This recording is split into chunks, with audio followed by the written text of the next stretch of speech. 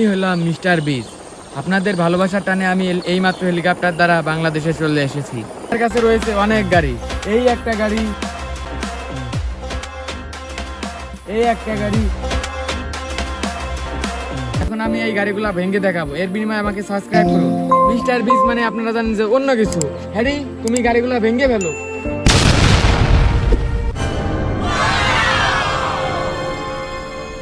শখের বিএমডাব্লিউটা আমি আমার নিজের হাতে ভাঙবো।